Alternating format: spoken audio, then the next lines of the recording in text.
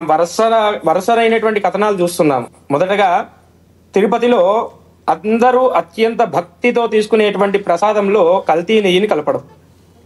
ఆ తర్వాత మొన్నటికి మొన్న శ్రీశైలం దేవస్థానంలో ప్రసాదంలో ఒక కీటకం వచ్చింది అని చెప్పేసి ఒక భక్తుడు కంప్లైంట్ ఇవ్వడం.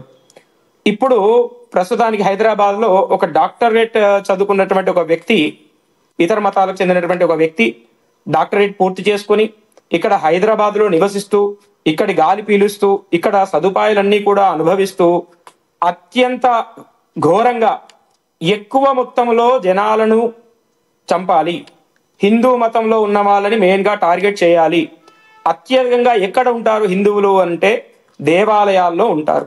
ఒకవేళ వీరు తయారు చేసినటువంటి ఏదైతే విష పదార్థం ఉన్నదో దాన్ని గనక ప్రసాదాలలో పంచినట్లయితే, ప్రసాదాల్లో కలిపితే వారికి ఎటువంటి డౌట్ రాదు. ఎందుకు అనంటే ఆయన చేసినటువంటి విషం ఎలా ఉంది అంటే ఆముదం నుండి వచ్చినటువంటి పిప్పిలో ఉన్నటువంటి కొన్ని గింజలను వేరు చేయడం ద్వారా వచ్చినటువంటి విషం. ఆ విష ప్రభావం ఏ విధంగా ఉంటుంది అని అంటే దానికి రంగు ఉండదు, రుచి ఉండదు, వాసన ఉండదు. సో దాన్ని మన ప్రసాదంలో ఈజీగా కలిపితే ఆ ప్రసాదాన్ని భక్తులు తీసుకుంటారు.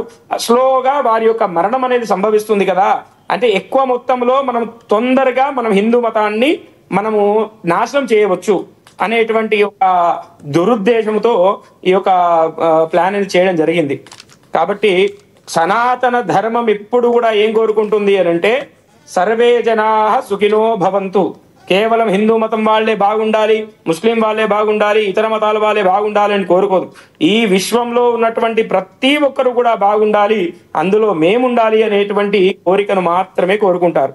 అటువంటి పురాతనమైనటువంటి సనాతన ధర్మం వాస్తవానికి చూసుకుంటే అసలు ఈ విశ్వం మొత్తం కూడా ఉన్నది ఒకటే ధర్మం అండి, అదే సనాతన ధర్మం. సనాతనం అంటే ఏమిటి? పుట్టుక లేనిది, చావు లేనిది. అంటే ఈ సృష్టి ఆవిర్భావం నుండి వచ్చిందంతా కూడా సనాతనం. మధ్యలో కొందరు మతం ఎక్కి ఈ యొక్క హిందూ మతాన్ని తుడిపి వేస్తే మొత్తం అంతా కూడా మా మతంలోకే వస్తారు, ఈ హిందూ మతంలో ఉన్నటువంటి ప్రజలను ఎంతమందిని చంపేస్తే మాకు అక్కడ జన్నతు దొరుకుతుంది, మంచి కన్యలతోటి విలాసంగా అక్కడ ఉండవచ్చు, భగవంతుని యొక్క కృప వస్తుంది అని చెప్పేసి వాళ్ళు భావిస్తారు. కానీ అది అట్లాంటిది ఏమీ ఉండదు. హిందూ మతంలో ఉన్నటువంటి ప్రజలందరూ కూడా ఇప్పటికీ శాంతిగా సహనంగా చూస్తూ ఉన్నారు. ఇప్పటికైనా కూడా నిద్ర నటిస్తున్నటువంటి హిందువులు మేలుకోవాల్సినటువంటి సమయం ఆసన్నమైంది. అదేవిధంగా దేవాలయాల్లో కూడా అందరూ కూడా అత్యంత అప్రమత్తంగా ఉండవలసినటువంటి సమయం ఆసన్నమైంది. ఎందుకు అనంటే ఎవరు ఏ విధంగా ఉంటున్నారు అనేటువంటి విషయం మనము ఏర్పాటు చేయలేకపోతున్నాం. ఉదాహరణకి చూసుకుంటే మనం ఇక ప్రభుత్వాలు కూడా మన హిందూ ఆలయాల్లో ప్రసాదం కాంట్రాక్ట్ అన్ని కూడా వేరే మతాలకు ఇస్తున్నారు. ఎందుకు మతంలో లేరా వారు ప్రసాదం చేసేవాళ్ళు? అయితే గురుజీ ప్రధానంగా ఎక్కువగా ఎవరైతే ఒక హిందూ మతం మీద కానీ లేకపోతే ముస్లిం దగ్గర కానీ క్రిస్టియన్ ఎవరి మతం మీద గౌరవం ఉన్నవాళ్ళు మాత్రమే అక్కడ పనిచేయాలంటే రూల్ ఉంటే అప్పుడు అవి డెవలప్ అయ్యే అవకాశం ఉందంటారు. ఉదాహరణకి టీటీడీలో చూసుకోవచ్చు, వేరే అన్య మతస్థులు కూడా అక్కడ జాబ్ చేస్తున్నారు. ఇలా చేయడం వలన కూడా అక్కడ గౌరవం లేకపోగా ఇలాంటి జరిగే అవకాశం ఉందంటారా? ఖచ్చితంగా ఉంటుందండి. వాస్తవానికి చెప్పాలంటే మన హిందువుల్లో కూడా కొందరు సర్టిఫికేట్ లో హిందూ ఉంటుంది, వేరే కులం అట్లాంటిది ఉంటుంది, కానీ వారు ఆచరించేటువంటి మత సాంప్రదాయం మాత్రం ఇతర మతం ఉంటుంది.